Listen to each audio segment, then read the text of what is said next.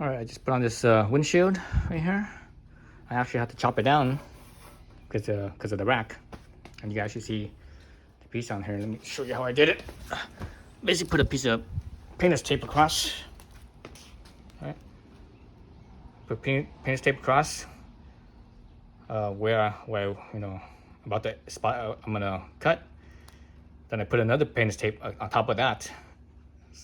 So the one that's on top of that, that's my cutting line. That's where I cut. So I cut it down so that way it has space for the rack right here. Because I'm not sure if I want to keep this angle or not. See this angle right here? I'm not sure if I want it like this or because right now the way it is, it's if I put something right here, it hit the windshield. So I might have to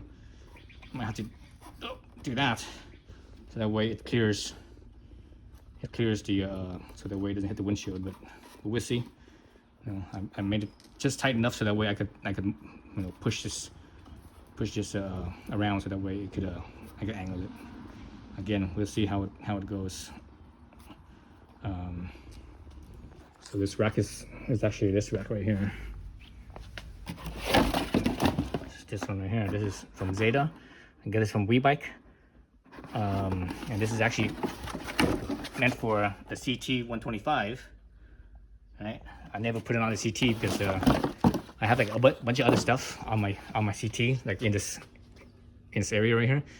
So I didn't really have space for it. But also this bar right here, I have it at the lowest setting right here because you can adjust the height.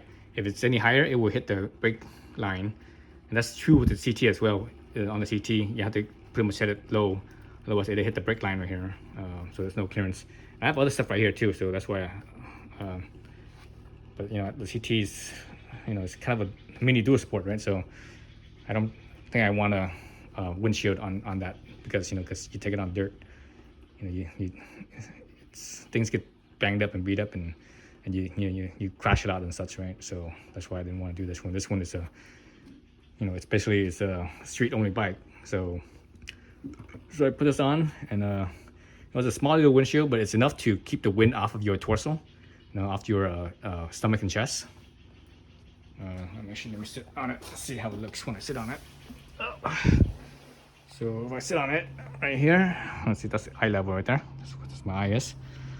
It's actually, it goes about, if I bring this back, it goes about right where my right here where the rib cage comes together.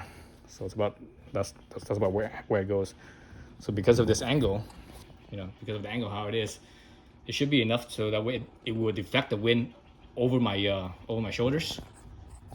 So that way my torso gets minimum wind. But at the same time, my helmet still gets wind, so that way it still gets airflow into my helmet, and my arms, shoulder still gets some airflow, so that way if it's hot, for example, you want some airflows around your armpits, right? So you have a riding jacket.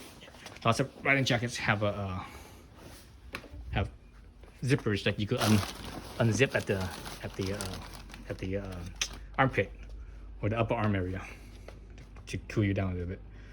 So yeah, so I'm gonna have to test this out. See, again, I left it loose enough where I could still move this.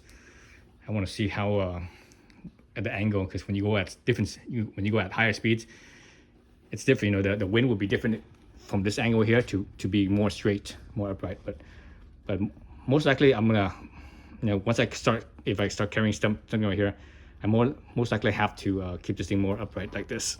Shit.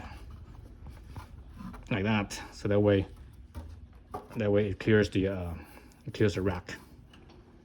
And I cut it just short enough, that way it clears the rack like so. Right, so yeah. Anyways, so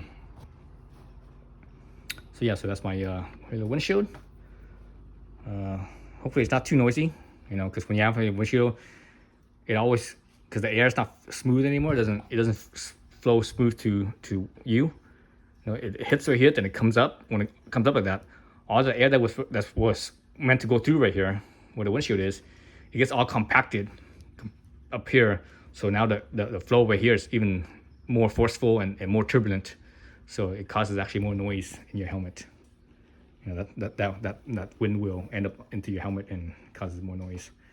So it's always quietest without the windshield at all, with nothing.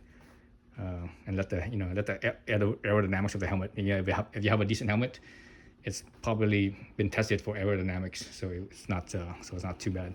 On a cheap helmet, like $100 helmet, most likely it didn't get tested. But if you have like a $500 plus helmet, and you know it's been tested. And my helmet I'm using for this bike is it's only a $350-ish helmet, so I'm not sure if it's been tested, but riding it at freeway speeds, it's not bad. It's actually one of the quieter ones. But I found that to be true with all the vintage style helmets. You know, when I'm talking about vintage style helmet, looking at this style right here, something like this. See, it's a vintage style where it's just round. There's no bunch of stuff sticking up on the side of the helmet, or top of the helmet. All that stuff catches wind and it causes more noise. So in my personal experience, this round vintage style helmets are the quietest out there. So yeah. Anyway, so I'm just about done with this bike. I'm gonna need to do one more thing, and I actually have to do some work, engine work to it, for one more mod I wanted to do. But yeah, I didn't make a video on how to install this because it's pretty straightforward. You know, you got your two clamper here. Do one side at a time. Take this clamp off, tighten this down, take this off, tighten this down. Then you could put the bar in, and so on and so forth. Work your way towards the windshield. Yeah, that's it. Thanks for watching.